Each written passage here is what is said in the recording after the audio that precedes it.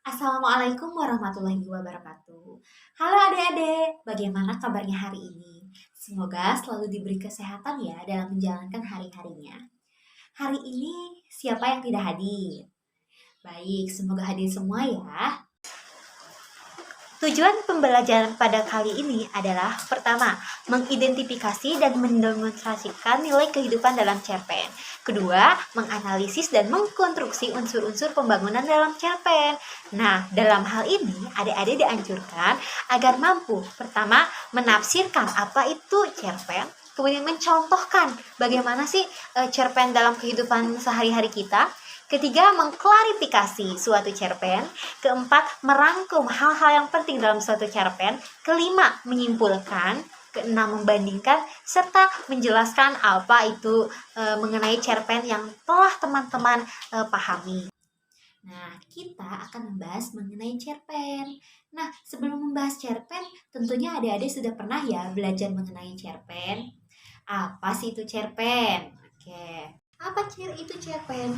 Cerpen merupakan suatu cerita pendek yang salah satu karyanya yang memusatkan diri pada satu tokoh dalam satu situasi. Dalam cerpen ini kita akan banyak menemukan berbagai karakter tokoh, baik itu protagonis maupun antagonis. Keduanya merupakan cerminan nyata dari kehidupan di dunia.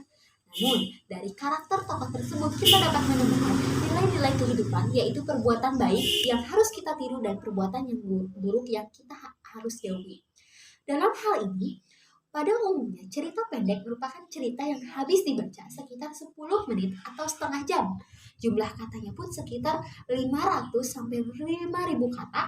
Oleh karena itu, cerpen ini sering diungkapkan dengan cerita yang dapat dibaca dalam sekali duduk. Dalam menemukan nilai-nilai kehidupan pada suatu cerpen, adapun yang dimaksud dengan nilai kehidupan dalam hal ini adalah sesuatu yang penting, berguna, atau bermanfaat bagi manusia.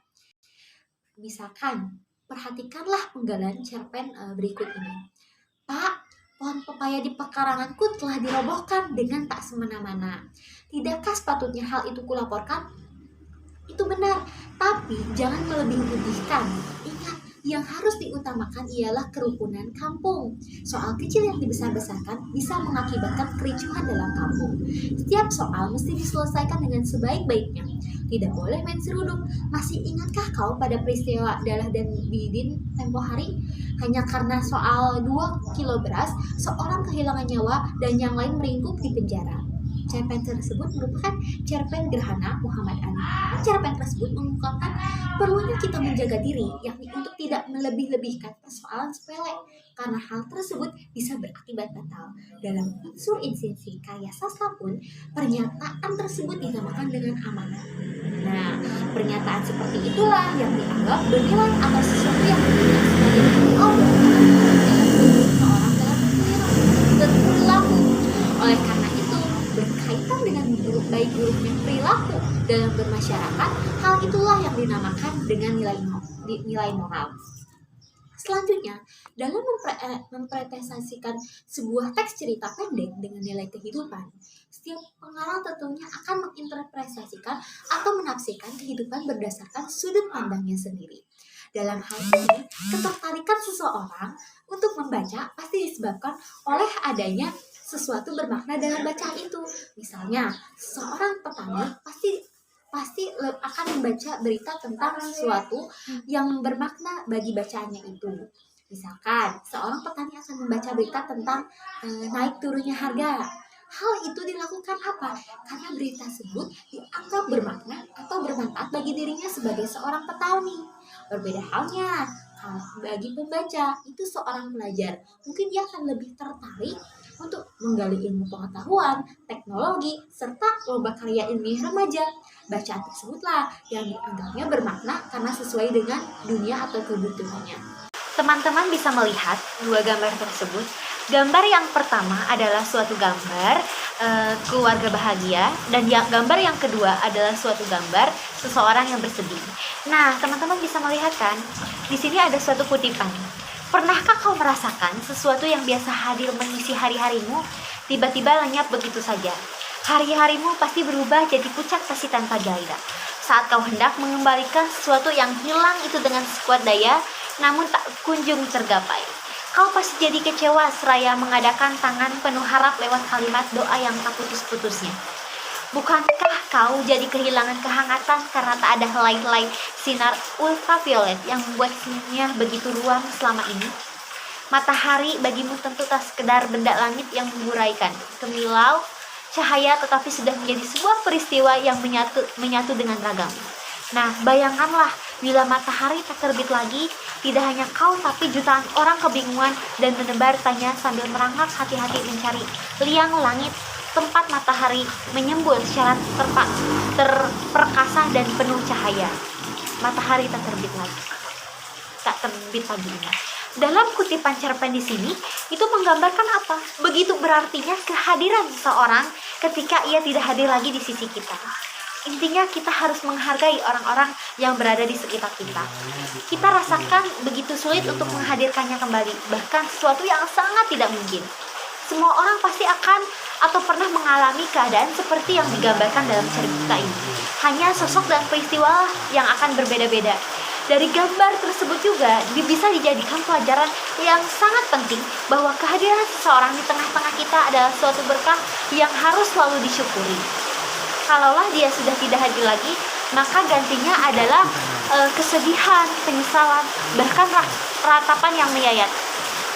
Teman-teman apakah sudah pernah melihat suatu acara drama ada suatu kutipan bahwa penyesalan adalah api terdalam. Dalam menentukan unsur-unsur pembangunan cerita pendek, seperti halnya jenis teks lainnya, cerita pendek ini dibentuk oleh sejumlah unsur. Adapun unsur yang berada langsung di dalam isi teksnya dinamakan dengan unsur insitik, tema, amanat, alur, penokohan, dan latar. Dalam penggalan pertama yaitu adalah tema. Tema adalah suatu gagasan yang menjalin struktur isi cerita. Tema itu merupakan suatu cerita yang menyangkut segala persoalan, baik itu berupa masalah kemanusiaan, kekuasaan, kasih sayang, kecemburuan, dan sebagainya. Selain itu, yang kedua adalah amanat. Amanat ini merupakan ajaran atau pesan yang hendak disampaikan oleh pengarang. Amanat dalam cerpen umumnya bersifat tersirat, disembunyikan pengarangnya di balik peristiwa-peristiwa yang membentuk isi cerita. Kemudian selanjutnya adalah penokohan. Dalam penokohan, biasanya penggambaran menggambarkan atau mengembangkan karakter tokoh-tokoh dalam cerita. Di antaranya adalah penggambaran karakteristik tokoh, yaitu teknik analitik langsung, termasuk siswa yang paling rajin di antara teman-temannya. Kemudian yang kedua ada penggambaran fisik dan perilaku tokoh seperti sedang berkampanye. Kemudian yang ketiga adalah penggambaran lingkungan kehidupan tokoh desa, misalkan yang tidak kebagian oleh aliran listrik. Keempat, penggambaran tata kebahasaan tokoh. Tata kebahasaan tokoh. Yang kelima adalah pengungkapan jalan pikiran tokoh. Misalkan ia ingin menemui seorang gadis dan ia tanpa ketakutan sedikit pun. Yang keenam adalah penggambaran oleh tokoh lain, dia yang paling pandai bercerita, menyanyi, dan menari. Selanjutnya adalah alur. Dalam alur kita sering mengetahui bahwa alur itu sering disebut alur maju, alur mundur, dan alur selanjutnya. Alur ini merupakan pola pengembangan cerita yang terbentuk oleh hubungan sebab akibat ataupun bersifat kronologis. Kenapa demikian? Karena pola pengembangan cerita suatu cerpen itu beragam. Pola-pola pengembangannya pun harus menarik dan mudah dipahami secara logis. Kemudian adalah latar. Latar atau setting yang kita sebut itu tempat, waktu, dan budaya yang digunakan dalam suatu cerita. Latar ini dalam suatu cerita bisa bersifat aktual atau bisa pula yang bersifat imajinatif. Latar ini berfungsi untuk memperkuat atau mempertegas keyakinan pembaca terhadap jalannya suatu cerita. Kemudian gaya bahasa. Dalam cerita pun penggunaan bahasa berfungsi untuk menciptakan suatu nada atau suasana persuasif serta merumuskan dialog yang mampu memperlihatkan hubungan dan interaksi antara sesama tokoh. Dalam menelaah teks cerita pendek berdasarkan struktur dan kaidah. Dalam struktur cerpen tentunya merupakan suatu rangkaian cerita yang membentuk cerpen itu sendiri. Nah, dengan demikian, struktur cerpen tidak lain berupa unsur yang berupa alur, yakni berupa jalinan cerita yang terbentuk oleh hubungan sebab akibat ataupun secara kronologis. Sehingga dalam secara umum, jalan cerita ini terbagi ke dalam bagian-bagian, diantaranya adalah pertama, pengenalan situasi cerita atau bisa kita sebut orientasi. Dalam bagian ini, pengarang memperkenalkan para tokoh, menata adegan dan hubungan antar tokoh. Kedua, pengungkapan peristiwa atau konflik. Dalam bagian ini disajikan peristiwa awal yang menimbulkan berbagai masalah, pertentangan, ataupun kesukaran-kesukaran bagi para tokohnya. Ketiga adalah menuju pada adanya konflik atau rising action terjadi pada peningkatan perhatian kegembiraan, kehebohan, ataupun keterlibatan berbagai situasi yang menyebabkan bertambahnya kesukaran tokoh. Yang keempat adalah puncak konflik, turning point. Bagian ini disebut pula sebagai klimaks atau inilah bagian cerita yang paling besar dan mendebarkan. Pada bagian ini pula ditentukannya perubahan nasib berupa tokohnya. Misalkan apakah dia kemudian berhasil menyelesaikan masalahnya atau gagal. Kemudian apakah tokoh baik menjadi tokoh jahat menjadi tokoh baik, atau tokoh baik akan mendapatkan balasan yang setimpal atas perbuatannya dan tokoh jahat mendapatkan balasan yang setimpal atas perbuatannya. Dan terakhir adalah penyelesaian. Dalam ending atau coda atau disebut coda ini sebagai akhir cerita. Kenapa demikian? Pada bagian ini berisi penjelasan tentang sikap ataupun nasib-nasib yang dialami tokohnya setelah mengalami peristiwa puncak itu. Namun ada pula cerpen yang penyelesaian akhir cerita itu diserahkan kepada imaji pembaca. Jadi akhir ceritanya itu dibiarkan menggantung tanpa penyelesaian. Yang biasanya kita melihat tokoh-tokoh baik, kemudian yang biasanya kita melihat tokoh baik menjadi tokoh yang biasanya kita melihat tokoh-tokoh ini bahagia, misalkan bisa jadi itu berakhir gantung. Kemudian adalah selanjutnya cerpen yang tergolong ke dalam jenis teks fiksi naratif. Dengan demikian dalam hal ini terdapat pihak yang berperan sebagai pengarang. Yang pertama adalah berperan langsung sebagai orang pertama atau bisa disebut sebagai tokoh yang terlibat dalam cerita yang bersangkutan. Nah, pengarang menggunakan kata orang pertama dalam menyampaikan ceritanya, misalkan aku, saya, kami, dan sebagainya. Kedua adalah berperan sebagai orang ketiga. Kenapa demikian? Karena berperan sebagai pengamat atau peran pembantu yang biasa kita sebut ya, dia tidak terlibat di dalam cerita. Pengarang menggunakan kata dia atau tokoh-tokohnya. Kemudian adalah selanjutnya mengenai cerpen. Teman-teman harus mengetahui bahwa cerpen juga memiliki ciri-ciri kebahasaan. Di antaranya adalah banyak menggunakan kalimat bermakna lampau yang ditandai oleh fungsi-fungsi keterangan yang bermakna kelampauan, seperti ketika itu, beberapa tahun yang lalu, telah terjadinya misalkan. Yang kedua adalah banyak menggunakan kata yang menyatakan urutan waktu atau bisa kita sebut konjungsi atau kronologis. Contohnya adalah sejak saat itu saya bermain, setelah itu saya mengendari motor, mula-mula saya mencari informasi misalkan, terus kemudian saya membaca buku ataupun dan sebagainya. Ketiga, yaitu banyak menggunakan kata kerja yang menggambarkan suatu peristiwa yang terjadi, seperti menyuruh, membersihkan, menawari, melompat, menghindar. Nah, kata-kata seperti ini biasanya tolong tutup pintu, atau misalkan ada film seorang ibu tiri yang menyuruh anaknya untuk membersihkan rumahnya. Kemudian yang keempat yaitu banyak menggunakan kata kerja. Kata kerja ini yang menunjukkan kalimat tak langsung sebagai cara menceritakan tuturan seorang tokoh oleh pengarang. Contohnya adalah mengatakan bahwa menceritakan tentang, mengungkapkan, menanyakan, menyatakan, menuturkan. Nah, dalam hal ini ada juga banyak yang penggunaan kata kerja yang menyatakan sesuatu yang dipikirkan atau dirasakan oleh tokoh. Itu biasanya bersifat monolog. Contohnya merasakan, menginginkan, mengharapkan, mendambakan, mengalami, merasakan sedih. Yang keenam adalah menggunakan banyak dialog. Hal ini ditunjukkan oleh tanda petik ganda. Dan kata-kata kerja menunjukkan tuturan langsung antara satu pihak dengan pihak yang lainnya. Misalkan alarm berkata, Jangan diam saja, segera temui orang itu. Itu bisa dikatakan dengan banyak dialog, atau di mana keberadaan temanmu sekarang, misalkan ditanya oleh Ani pada temannya, kemudian Aninya pun menjawab dia sedang berada di perpustakaan. Kemudian yang ketiga adalah tidak. Sekali saya bilang tidak, misalkan. Yang ketujuh, menggunakan kata-kata sifat atau detektif untuk menggambarkan tokoh, tempat, atau suasana. Contoh dalam hal ini adalah segala sesuatu tampak berada dalam kendali sekarang, misalnya seperti itu. Kemudian selanjutnya adalah menentukan topik tentang kehidupan dalam cerita pendek ini. Topik cerita dapat diambil dari kehidupan diri sendiri ataupun pengalaman orang lain. Jadi kita sama-sama belajar, tidak hanya tentang pengalaman diri sendiri, tapi kita juga mempelajari pengalaman orang lain. Apakah konfliknya itu seperti apa, apakah alurnya seperti apa. Tugas seorang penulis cerpen ini pun itu memperlakukan pengalaman itu sesuai dengan emosi dan nuraninya sendiri.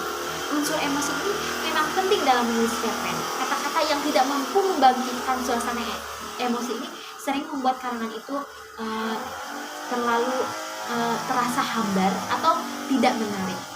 Namun demikian, kata-kata tersebut tidak harus dibuat-buat. Kata-kata atau ungkapan yang kita pilih adalah kata-kata yang mempribadi. Kata-kata ini dibiarkan mengalir apa adanya. Dengan cara demikian akan tercipta sebuah karya yang segar, menarik, dan alami. Sehingga memilih kata-kata yang memerlukan kemampuan yang apik dan kreatif. Teman-teman bisa melihat juga ada suatu contoh topik cerpen. Di sini ada pemilihan kata-kata yang biasa saja tanpa ada sentuhan emosi. Contohnya adalah lampu-lampu yang berkilau terasa menusuk-nusuk matanya, sedangkan kebisingan kota menyayat-yayat hatinya. Samar-samar dia sadari bahwa dia telah kehilangan adiknya. Pak Ijo tercinta, Pak Pong yang malang menatap kota dengan dendam di dalam hati. Ada juga suatu teks yang melukiskan keadaan kota Jakarta, mengaitkannya dengan suasana hati tokoh ceritanya. Dalam hal ini ada kutipannya, lelaki berkacamata itu membuka kancing baju kemejanya bagian atas. Dia kelihatan gelisah, berkeringat meski ia sedang berada di dalam ruangan yang berpedingin. Akan tetapi, ketika seorang perempuan cantik muncul dari balik koridor menuju tempat lelaki berkacamata itu menunggu, wajahnya berubah menjadi berseri-seri. Seakan lelaki itu begitu pandai menyimpan kegelisahannya. Sudah lama? Tanya perempuan cantik itu sambil melempar senyum. Baru setengah jam, jawabnya setengah bergurau. Nah, teman-teman juga bisa membedakan kan topik cerita yang menurut teman-teman pemilihan kata yang biasa saja berbeda dengan pemilihan kata dengan yang dilakukan oleh emosi. Dalam membuat atau menyunting suatu cerpen, tentunya banyak sekali kesalahan dan kekeliruan yang sering ditemui dalam suatu cerpen. Yang pertama adalah isi tulisan. Isi tulisan itu seperti apa sih? Isi tulisan yang ditulis, apakah cerpen tersebut isinya baik, bagus untuk dibaca ataukah tidak. Kemudian sistematikanya apakah alurnya sesuai atau tidak, nyambung atau tidak. Keefektifan kalimatnya, apakah kalimatnya itu terlalu bertele-tele, terlalu banyak kata, ataupun terlalu membosankan, sehingga diperlukan keefektifan dalam suatu katanya. Kebakuan kata, apakah bahasanya itu baku ataukah campur-campur. Kemudian ejaan atau suatu kalimat, tanda bacanya. Nah, ejaan di sini apakah ejaannya sesuai dengan KBBI? Kemudian tanda bacanya apakah sudah sesuai, sudah bagus, sudah benar. Selain itu, hal yang perlu diperhatikan dalam penyempurnaan suatu karangan itu diperhatikan juga idenya. Idenya itu harus berlian atau enggak sih? Apakah idenya melihat dari zaman dulu konvensional ataukah zaman modern bagus, zaman sekarang zaman milenial, ataukah dalam sistematika penulisannya apakah banyak penulisan kata yang salah, apakah kemudian tidak bertele-tele dan sederhana, apakah kata-katanya terlalu banyak kata, bertele-tele, dan penggunaan bahasanya efektif dan jelas. Itu tadi sudah diceritakan dalam kesalahan dan kekeliruan. Kemudian buku pendamping sebagai rujukan dalam suatu cerpen, ada ejaan, tata bahasa, dan kamus. Nah, teman-teman bisa melihat panduan-panduannya, apakah ini baku ataukah ini sesuai. Tentunya kalian sudah pernah membaca berbagai macam cerpen, baik dari sekolah waktu SMP ataupun sekolah SMA. Nah, di sini coba kalian pikirkan. Saat kalian membaca cerpen, di mana sih dan kapan di mana dan kapan sih cerita itu terjadi dalam suatu cerpen tersebut? Nah, coba pikirkan lagi. Siapa sih tokoh dalam cerita itu? Oke. Oke. Setelah itu, teman-teman juga harus berpikir, apa sih maksud tersembunyi di balik pernyataan tokoh A dan bagaimana makna lugas dari perkataan tokoh B. Misalkan itu cerpen antara A dan B ya. Kemudian ada lagi, coba pikirkan, bercerita tentang apa sih cerpen tersebut? Apakah ada pesan moral yang hendak disampaikan pengarang dari cerpennya itu? Coba. Oke. Selanjutnya adalah pertanyaan ditinjau dari sudut pandangnya. Bolehkah misalkan ada suatu cerpen tentang suatu kebohongan, apakah dari sudut pandang agama bolehkah tokoh tersebut berbohong kepada tokoh yang lainnya? Apa sih kelebihan dan kelemahan cerpen itu berdasarkan aspek kebahasaan yang digunakan? Oke, coba teman-teman pikirkan lagi bagaimana hal tersebut bisa terjadi.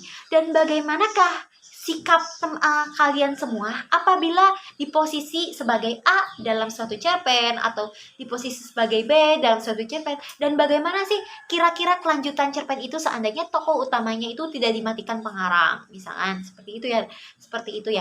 Jadi dalam hal ini, dalam suatu cerpen, pemikiran kalian harus kritis, harus logis, harus banyak mempertanyakan bagaimana ini, bagaimana itu, supaya apa, cerpen yang kalian ini tidak hanya sekedar kita membaca, tetapi kalian juga dapat diimplementasikan dalam kehidupan sehari-hari yang baiknya dan dihilangkan yang buruknya. Baik, sampai di sini apakah adik-adik sudah paham mengenai cerpen? Jadi, cerpen merupakan suatu cerita pendek yang bersifat teks karangan fiksi naratif yang panjangnya sekitar 500 kata atau kurang dari 10.000 kata yang memusatkan diri pada satu tokoh dalam satu situasi. Nah, diungkapkan dengan cerita yang dapat dibaca dalam sekali duduk saja.